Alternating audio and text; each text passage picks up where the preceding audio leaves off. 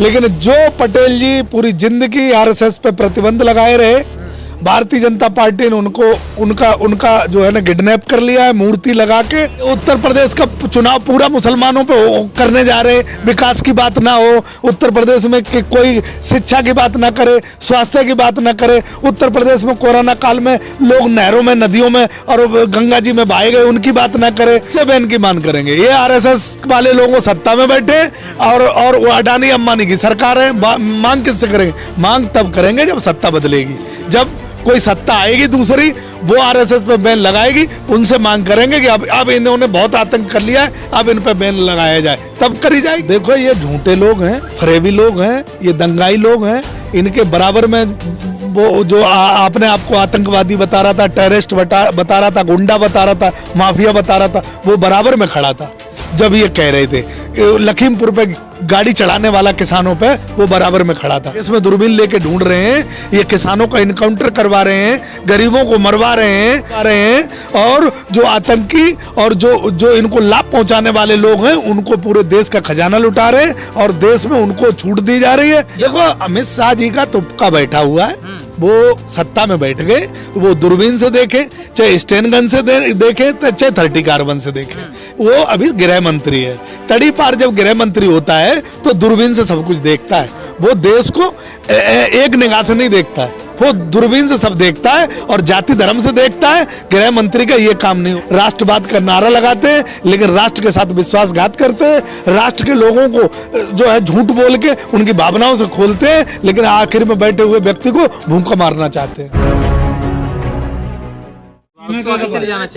तो रास्ता बंद किया था सरकार ने, तो खोल दिया है, तो कौन सा एहसान कर दिया है। अब हमारा संयुक्त मोर्चा का आदेश जिस दिन होगा उस दिन किसान दिल्ली में दिखाई देगा। किसान दिल्ली जाने के लिए आया, अब रास्ता खोला है, तो हमको ऐसे थोड़ा ही अब यहाँ 11 महीने से बैठे हैं कि पल्ली लाडी और चल दी। अब जिस दिन मीटिंग होगी संयुक्त मोर्चा का, जिस दिन निर्देश मिलेगा, ट्रैक्टर ट्राली और पूरा धान और सामान सहित सीधा दिल्ली, रास्ता खुल गया। अच्छी बात। तो कह रहे भाई रास्ता रोका गया है और जाम लगा हुआ, जिस दिन हमारा ये जाम हट जाएगा, हाँ तो जाम आगे बढ़ेंगे। हाँ तो जाम हट गया, अब जाम हट गया। अब हमारी तैयारी चल रही है, सारे बॉर्डरों से निकलेंगे ना। एक बॉर्डर कोई गाजीपुर बॉर्डर से ही थोड़ी ना निकलना है भाई, सबको निकलना, सब बॉर्डरों से जाएंगे। और लोग अभी धान वान काट रहे हैं, किसान भी तो आप बोल रहे हैं आप रुको जाइयो, हम भी आ रहे हैं, रुक जाओ हम भी आ रहे हैं। वो रुका रुकी के चक्कर में हो रहा है। इधर हमारी संयुक्त मोर्चा की मीटिंगें चल रही। मतलब सारे बॉर्डर खुल जाएंगे तब किसान आगे बढ़ेंगे। हाँ तो और क्या है। अब हम 11 महीने हो गए, अब हमारे आपस में प्यार मोहब्बत हो गए, हमारे घरू संबंध हो गए। कोई बंगाल का है, कोई बिहार का है, कोई तमिलनाडु का है, कोई पंजाब का है, कोई गुजरात का है। अब सब कह रहे हैं भाई हम रुक जाओ, हम भी आ रहे हैं, हम भी आ रहे हैं।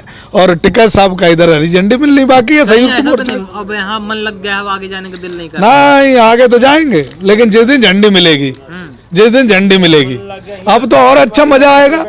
अब ये ताऊ कहीं से, ये कहीं से, वो कहीं से, अब एकदम मजा आएगा। अब तो और वहाँ अच्छे 11 महीने ये थोड़े दिक्कत के थे, अब वहाँ के 11 महीने पता नहीं चलेगा कैसे कट गया। अब हमें अनुभव हो गया, मौज लेंगे, सब वहीं बैठेंगे और जब तक कानून वापसी नहीं, घर वापसी नहीं। राकेश टिकैत जी ने कहा कि अगर सरकार जबरदस्ती हमें यहाँ से उठाती है तो तमाम सरकारी जो दफ्तर हैं उन्हें हम मंडी बना देंगे। तो बात सही है, सरकार हटाएगी कैसे? सरकार को हिटलर किया है, सरकार को हमने वोट दिया तब सरकार बनी। लोकतंत्र में हमारा अधिकार है, कोर्ट ने कह दिया है कि किसान को अधिकार है, किसान आंदोलन कर सकता है। किसान ने कह दिया, रास्ता हमने नहीं रोका, सरकार ने रोका, रास्ता खुल गई। अब हमारा अधिकार लोकतंत्र में आंदोलन का है, तो हम आंदोलन यहाँ कर रहे हैं। सरकार नहीं मानेगी तो हम दिल्ली भी जाएंगे, लेकिन संयुक्त मोर्चा के फैसले के साथ जाएंगे, संयुक्त मोर्चा की अनुमति से जाएंगे।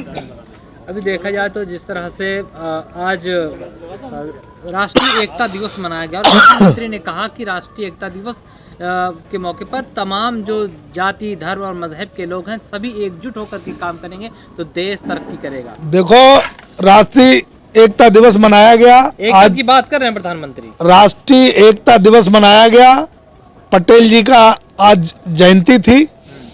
पूरे भारत ने खुशी और हर्षोल्लास से मनाया, सभी लोगों ने, हम लोगों ने भी मनाया। लेकिन जो पटेल जी पूरी जिंदगी आरएसएस पे प्रतिबंध लगाए रहे, भारतीय जनता पार्टी ने उनको उनका जो है ना किडनैप कर लिया है, मूर्ति लगा के देश को बर्बाद कर दिया है। पटेल जी की कोई ऐसी भावना नहीं थी।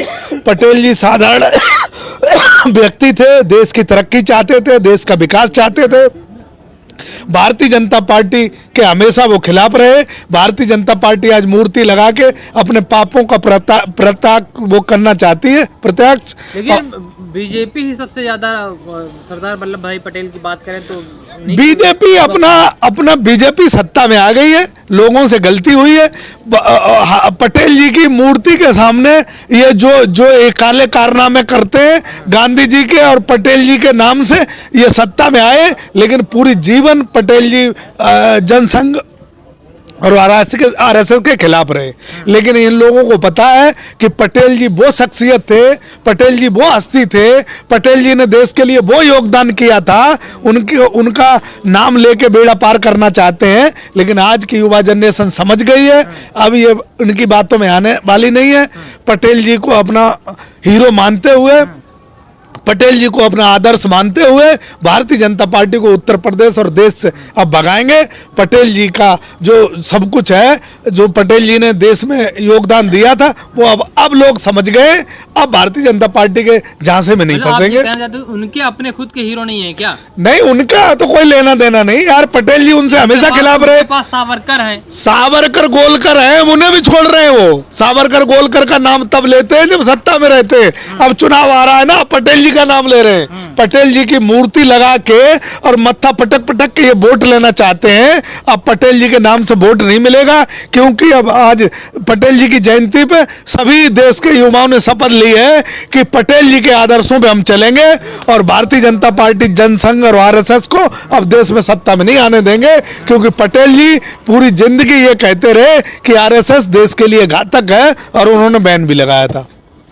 जिस तरह से त्रिपुरा में लगातार हिंसा बढ़ रही है, एक कम्युनिटी विशेष के लोगों के मस्जिदों में आगजनी हो रही है, उनके धर्मस्थलों को तोड़ा जा रहा है और उनके घरों को नुकसान पहुंचाया जा रहा है, लेकिन तमाम राजनीतिक पार्टियां शांत हैं, कोई बोल ही नहीं रहा इस मुद्दे पर। देखो, परहेज है क्या मुसलमानों? अरे परहेजों, मुसलमानों से परहेज नहीं है, तुम्हें पता ही नहीं है। ये उत्तर प्रदेश का चुनाव पूरा मुसलमानों पे करने जा रहे, विकास की बात ना हो उत्तर प्रदेश में, कि कोई शिक्षा की बात ना करे, स्वास्थ्य की बात ना करे। उत्तर प्रदेश में कोरोना काल में लोग नहरों में, नदियों में और गंगा जी में बहाए गए, उनकी बात ना करे। उत्तर प्रदेश में लैपटॉप देने की बात की थी, उसकी बात ना करे। उत्तर प्रदेश में बेटियों के बलात्कार हो रहे, उनकी बात ना करे। उत्तर प्रदेश में सिर्फ ये मुसलमानों को अतीक अहमद की बात करना चाहते हैं, ये अंसारी बंधु की बात करना चाहते हैं, ये आजम खान साहब की बात करना चाहते हैं, ये उनकी बात करना चाहते हैं। उत्तर प्रदेश की चुनाव की दिशा मोड़ना चाहते हैं। लेकिन किसान काले कानून इन्हें याद दिलाएगा, किसान बलात्कार याद दिलाएगा, किसान ने जो गन्ने की पेमेंट मांगी थी, जो इन्होंने वादा किया था, उसका याद दिलाएगा। किसान 18 लाख लैपटॉप जो पिछली सरकार ने दिए, इन्होंने ये कहा था कि लैपटॉप और टैबलेट देंगे, उसमें हम डाटा 70% फ्री देंगे। वो जब किसान याद दिलाएगा तो शायद कुछ उत्तर प्रदेश का भला होगा। नहीं तो ये तो पूरे त्रिपुरा को उत्तर प्रदेश में लाना चाहते हैं। त्रिपुरा में जो हो रहा है गलत हो रहा है, लोकतंत्र के खिलाफ हो रहा है। भारतीय जनता पार्टी यही करेगी, जातियों में लड़ाएगी, धर्मों में लड़ाएगी। कहना चाहते हो आरएसएस के लोग कर रहे हैं? बिल्कुल कर रहे हैं। आरएसएस के लोग यार हमें आपस में लड़ा रहे हैं, किसान आंदोलन में घुसने की कोशिश कर रहे हैं, वो तो समय समय पे पकड़ लिए जाते हैं। यहाँ के लोग किसान इतने समझदार हो गए कि आरएसएस को घुसने नहीं देते। ये आरएसएस के लोगों को पूरे देश को खतरा है। ये देश के लिए एक बहुत बड़ी साजिश रच रहे हैं देश में। ये क्या हुआ था, यहाँ क्या हुआ था, लाल किले पे जब गए थे किसान, तो क्या था, ये आरएसएस का प्रोपेगेंडा था। और ये आरएसएस ऐसे ही प्रोपेगेंडा किसानों के खिलाफ रचती रहेगी।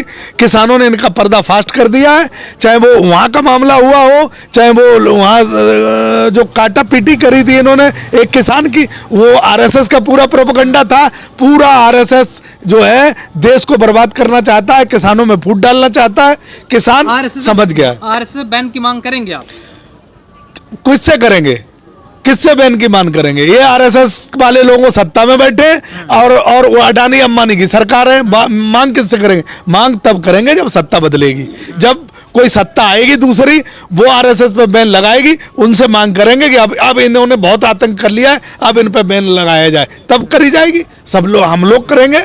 किसान की पहले कानून वापस हो, हम दिशा नहीं मोड़ना चाहते। हमारा संयुक्त मोर्चा मजबूती की लड़ाई लड़ रहा है। हम सब लोग मजबूती के साथ पहले कानून पे बात करेंगे, तब कोई देश में और बात देश करेंगे। के गृह मंत्री अमित शाह उत्तर प्रदेश में कल थे, योगी आदित्यनाथ साथ मंच साझा कर रहे थे। उन्होंने कहा कि अब दूरबीन से भी दूर दूर तक देखने पर कोई बाहुबली नजर नहीं आता उत्तर प्रदेश। देखो, ये झूठे लोग हैं, फरेबी लोग हैं, ये दंगाई लोग हैं। इनके बराबर में वो जो आपने आपको आतंकवादी बता रहा था, टेररिस्ट बता रहा था, गुंडा बता रहा था, माफिया बता रहा था, वो बराबर में खड़ा था जब ये कह रहे थे। लखीमपुर पे गाड़ी चढ़ाने वाला किसानों पे वो बराबर में खड़ा था। तो ये लोगों की यही नीति है कि गुंडा माफिया सब भारतीय जनता पार्टी में प्रधानमंत्री और अमित शाह के अगल बगल हैं, लेकिन ये देश में दूरबीन लेके ढूंढ रहे हैं। ये किसानों का इनकाउंटर करवा रहे हैं, गरीबों को मरवा रहे हैं, इन बेटियों का शोषण करवा रहे हैं, और जो आतंकी और जो इनको लाभ पहुंचाने वाले लोग हैं, उनको पूरे देश का खजाना लुटा रहे हैं और देश में उनको छूट दी जा रही है। ये देश, इसीलिए ये किसानों की जमीनें गिने चुने लोगों को देने की साजिश है कि किसान मजदूर हो जाए, गरीब हो जाए, मजबूर हो जाए, लेकिन किसान इनकी सारी रणनीति समझ गया। इन्हें अब देश में इनकी दाल गलने नहीं देगा। अमित शाह दूरबीन से दूर दूर देखने की कोशिश, अरे यार, नजदीक नहीं देखने अपने भाई, उसकी तुक्का, अपने बगल नहीं देख रहे थे क्या? देखो, अमित शाह जी का तुक्का बैठा हुआ है। वो सत्ता में बैठ गए, वो दूरबीन से देखे, चाहे स्टेन गन से देखे, चाहे 30 कार्बन से देखे। वो अभी गृह मंत्री है। तड़ी पार जब गृह मंत्री होता है तो दूरबीन से सब कुछ देखता है।